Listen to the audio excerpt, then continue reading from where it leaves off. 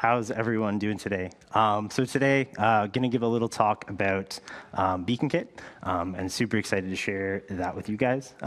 Quickly to just introduce myself, I'm Dev Bear, one of the co-founders of Bearchain, CTO. Been focusing a lot of my time over the past little while on kind of execution clients and building out kind of core protocol stuff, and super excited to share the next part of the journey with you today. So to kind of give a little bit of an update from last year I spoke about Polaris, which was our kind of previous version of this EVM framework. And we've been through a long adventure figuring out how to build a modular EVM. So kind of to give a recap of how we got here. Way long ago, kind of when we were first IDing on Bearchain, kind of the first thing that we thought was like, hey, like what if we just do what everyone else does, kind of start a Geth fork and go from there? We realized that that's actually quite difficult. When you want to start playing with things and changing the logic, it can become quite cumbersome. So we looked at, okay, is there a framework that we can use? Looked into Substrate, funny enough. I don't know if that's still alive today. And then as we kind of dove into Cosmos, we saw Ethermint, and we saw that, hey, maybe there's something here, the intersection of the interchain with EVM, and maybe this is where we want to go. Ultimately, where it took us was we were like, okay, there's pieces of this that we like, pieces of it we don't, but overall we were bullish on this ideology of having this interoperability. So we were like, okay, let's go build our own framework, and that's kind of how Polaris came to be. So the idea behind Polaris is that we saw this opportunity to build this modular EVM framework, and the way that I kind of break things down for this, and still very true today, and you'll see this in BeaconKit, is we can break down kind of any blockchain into three basic pieces. You have to build a block, you have to process a block, and then you need to save the block somewhere. And the whole idea behind Polaris was creating this modular separation of these concerns. Now, what happened was, we also discovered that ABCI and Comet BFT and all this jazz and the EVM kind of lifecycle and semantics of that didn't really mesh well together. The EVM mempool, the EVM block building process has been something that's been iterated on for almost a decade at this point, and we discovered that it's really critical that you actually use these semantics in the way that they're supposed to, and kind of just some of the ways that ABCI was designed made it kind of some performance issues there. On the converse, though, we saw that there was definitely something there when it came to having this interoperability. We had this concept of precompiles, which allowed EVM transactions to touch into Cosmos namespaces. And we think for application-specific chains, this could be really cool. If you have a really complex application that you need to run on a blockchain, but you want your users and developers to be able to interact with that application in a programming language that they know, having that synchronous composability is really powerful. So the one downside to this, though, is you're going to end up with a Geth fork. There's no way to get around it. We tried and tried, but ultimately you're going to end up having to maintain your own EVM. And that's kind of the problem, is that you think it's going to be great. You're like, okay, we'll use all this stuff that Ethereum has. We'll add our modifications, and we'll make this super crazy thing that's Geth++. In theory, this happens. Oh, one of the slides got messed up. Oh, no. There was the SpongeBob on fire meme. But what ends up happening is you end up just having to maintain a nest of dependencies. You're forking your own logic, and it just gets really messy. And we see this on a lot of other chains where Geth falls behind. They're running an EVM that's older. People want the latest features, but it requires engineering effort to keep it there. And it just ends up being this nasty cobweb of things that just sink time and money into it. You end up having to do exactly that, right? You're building these cursed connectors. You're having to figure out ways to patch pieces together. It just gets really gross, and you end up just spinning and burning engineering time trying to build something that you shouldn't have to. You're trying to figure out how do we make this layer just work. You have 1,000 meetings, 1,000 design sessions, and ultimately you kind of end up at the same place where you're we just need an EVM that works. And that's what developers want at the end of the day. A lot of our experiments and testing and things really showed that users just want, or developers just want, an EVM that just works. And if you have this embodiment where JSON RPC is slightly off, or an opcode is slightly changed, the whole suite of EVM tooling that has been developed over the past 10 years at this point starts to run into issues, and it really adds a lot of friction for developers. At the end of the day, there were basically three biggest things that we wanted to be able to achieve as part of this EVM framework. The biggest of which was we wanted to be able to still leverage these cool concepts around Comet BFT, single slot finality, IBC. But at the same time, we wanted to avoid having the situation where you're running this kind of hodgepodge EVM that has issues. Lastly, one of the things that we didn't want to have to like maintain all of this work. Like a non-trivial amount of engineering time was going into just simply keeping our EVM up to date. And it seemed like really silly, and like there was a better way to get around this. And teams that are building, if you just want to build an app chain, having to devote millions of dollars a year in engineering time to just keep your EVM up to date seems really, really silly. So, I don't know at this point, 6 months ago, 7 months ago, whatever it was, I had this crazy idea. And the crazy idea was, what if we were able to just run any execution client, anything we wanted? We just wanted like an EVM that works. We don't want to have to deal with it. And where we got to is we came up with this idea, which is now called BeaconKit. And the tagline is a modular framework for building EVM consensus clients. And basically, the idea behind that is we have two different binaries. So we have one on the left, which we call the consensus client. The consensus client is basically in EVM terms, and this is taken straight from kind of Ethereum 2.0. It's responsible for consensus. It doesn't do anything. You can't submit transactions to it. It's just simply, what is the state of my blockchain? Are we coming to consensus on it? And the thing that it's coming to consensus on is basically, what is the, and I just realized I'm standing in front of the screen, what is the state of my execution chain? And it's basically saying, OK, like the consensus chain, there's an execution chain. I want to come to consensus on what the head of that chain is. And that's pretty much all it does.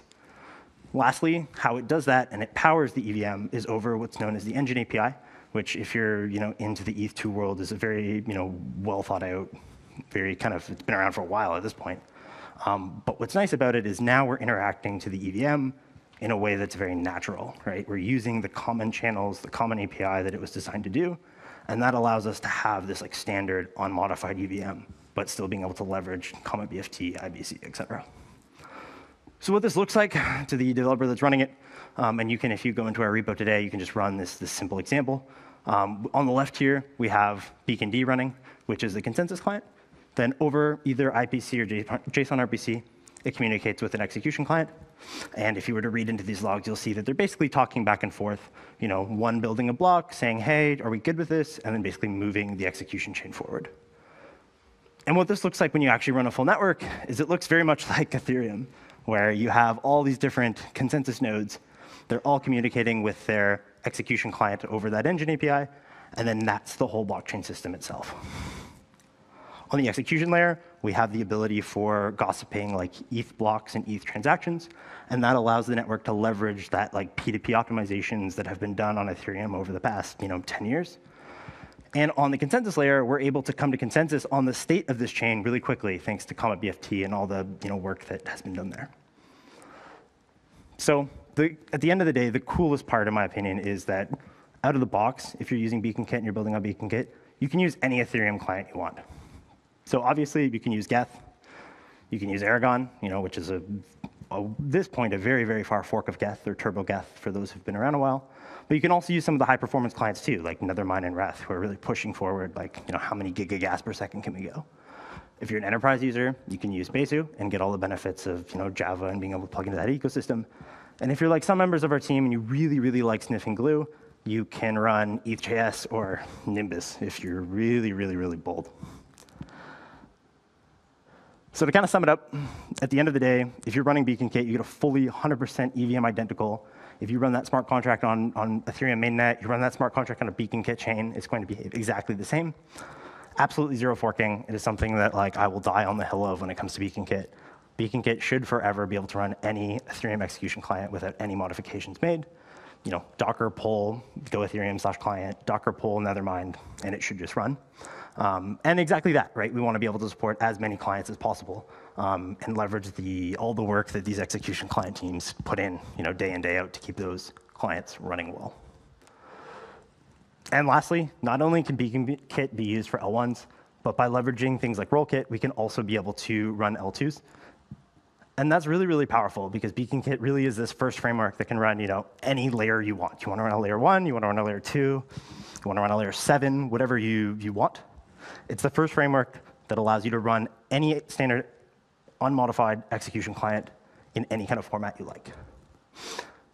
And the way that we're able to achieve this, and some might say it's very much too good to be true, is through, this is Modular Summit, modularity.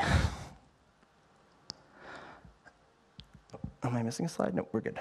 And how this basically looks is what we've done architecturally is not only have we decoupled the execution client from the consensus client, but within the consensus client itself, we've actually decoupled our specific runtime that powers the EVM from the consensus engine completely. So in a traditional kind of Cosmos chain, the ABCI, or Comet chain, I should say, the ABCI lifecycle is actually what's powering the chain.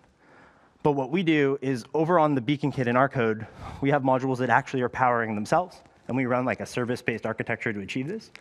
And then all that's actually happening is when something about ABCI happens, so like I use prepare proposal as an example, right? Prepare proposal doesn't actually trigger BeaconKit to build a block. All prepare proposal does is basically emit an event that tells our code to like move forward and tells our code that like something happened. So for instance, like when a block is built, right, ABCI will come along and it'll be like, hey, you know, this happened. And then our code basically just uses that as like a point in time. So these events are essentially taking ABCI calls and things like that and basically allowing our runtime to create a canonical set of like points in time. And if you look into our code base, we use this as an example as like in Ethereum, we have the concept of slots, which are based on like these 12-second intervals.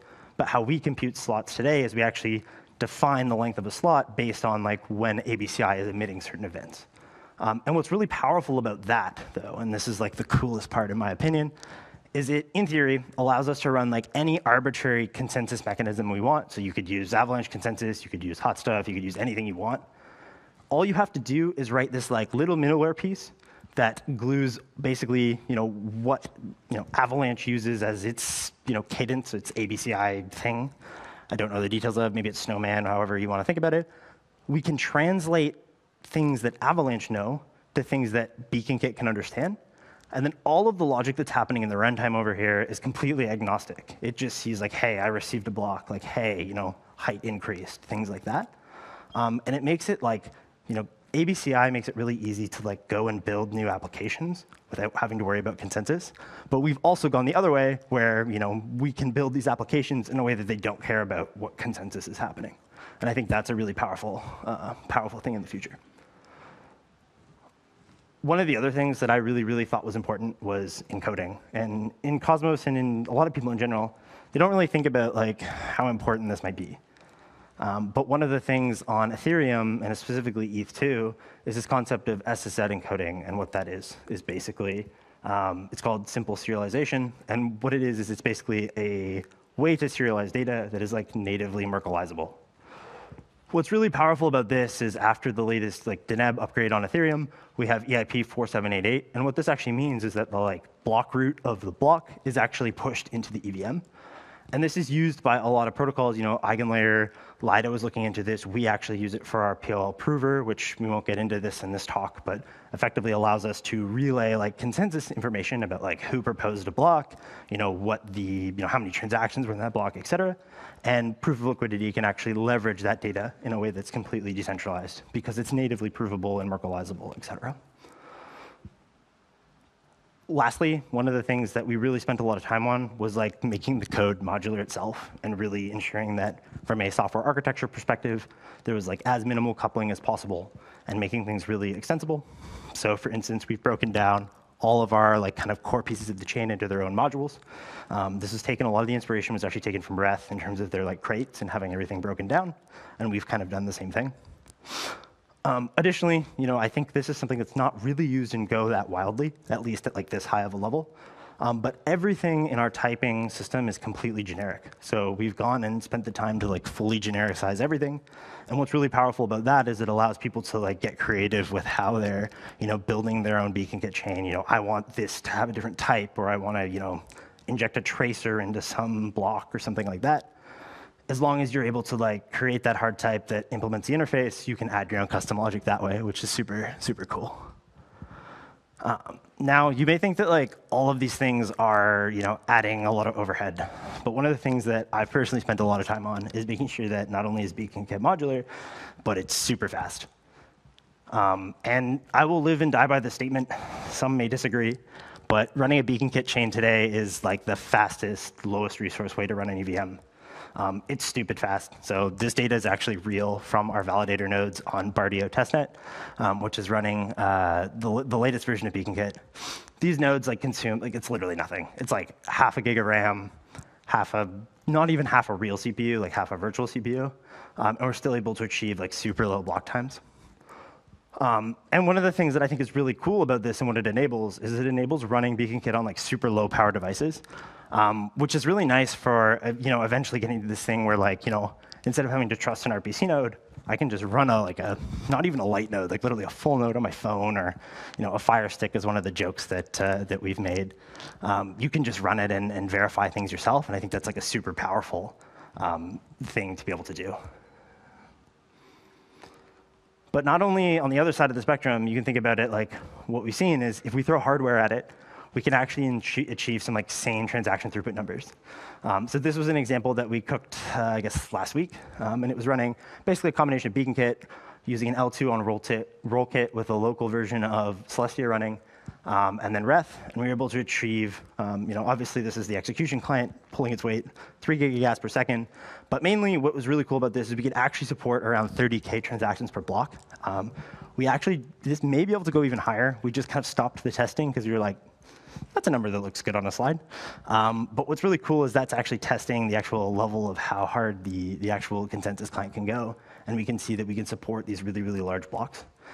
Which may be useful for certain applications, right? Like if you need to support a lot of ETH transfers, or you have your chain has some piece that really needs to go in and send a lot of transactions. It's cool to see that we can handle that level. Additionally, right, because we support the engine API, if we get into some cool things that are kind of in the works, not by us, but by people at Broad, if your parallel EVM supports the engine API, you can just plug it in, and that's kind of again showing that performance is always on the table, and being able to plug in the work of another execution team that's really striving for that shows kind of the modular extensiveness of BeaconKit, and it's super cool. So kind of tying it all together, BeaconKit unmodified execution client. That's something that I will hold up forever, because I think that's one of the biggest value adds is that you don't have to change anything. Supports building L1s. Right now that's done via BFT. Supports building L2s. Right now that's done via RollKit. But again, right, based on this architecture, we're really thinking down the road about like what if somebody wants to write their own consensus thing, or plug in Avalanche as it is written in Go, something like that. One of the things I actually forgot to mention earlier is since we're using standard unmodified clients and we strive to maintain full EVM or EIP compliance, we actually have BeaconKit has a built-in DA layer as well. So you can submit blobs, blob TXs on the EVM, and they will get stored, and you can access them, et cetera. And then also, because the client is modular, this is a great segue into, if we wanted to use another DA layer, you could totally do that, right? So we could, you could have it, so instead of just saving the blobs to the file system on your chain, you could use EIP 4844 endpoints on the execution client to like forward those blobs to Celestia, for instance. What else? Yeah, we got full Cancun support, so kind of tying into before, right? We're always going to be able to have all the latest features because the EIPs just come with the execution clients. And lastly, the thing that I personally find is like one of the most important things that I think is really people it kind of falls behind, not falls behind, but people don't like think about it, is that we support like the standard ETH2 SSL encoding, which will be really powerful for people building things that require cross-chain interoperability and preferability and those type of things. So yeah, to kind of sum it up, BeaconKit allows you to build your L1, L2, whatever you want to build. You can use BFT and RollKit today, but there's no reason why you can't start plugging in your own engine. And if there's anyone who's interested in doing that, I would love to chat with you, especially as we think about these APIs, et cetera. And some of the other things that we're also in the works right now. So, and if you're interested in working on these things, please reach out to me. An SSL native database. So we're actually looking at how we can like store SSL data really efficiently on disk. We're building that basically for the purpose of like reducing hashing over and over again. And that's where we're exploring building on top of MDBX, which is a really, really powerful database there. Tying into SSL and 4788, one of the things that we want to figure out how to build is like this generalized like execution client consensus client like middleware piece that allows you to like communicate data back and forth.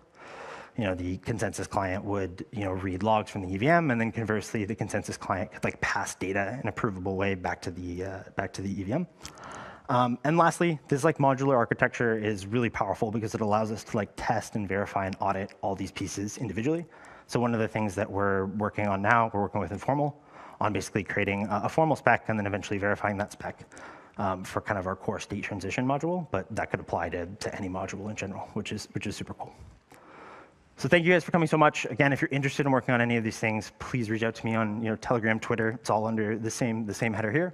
And check out the GitHub at berachain/BeaconKit. Yeah, that's everything. Thank you guys for listening to my talk.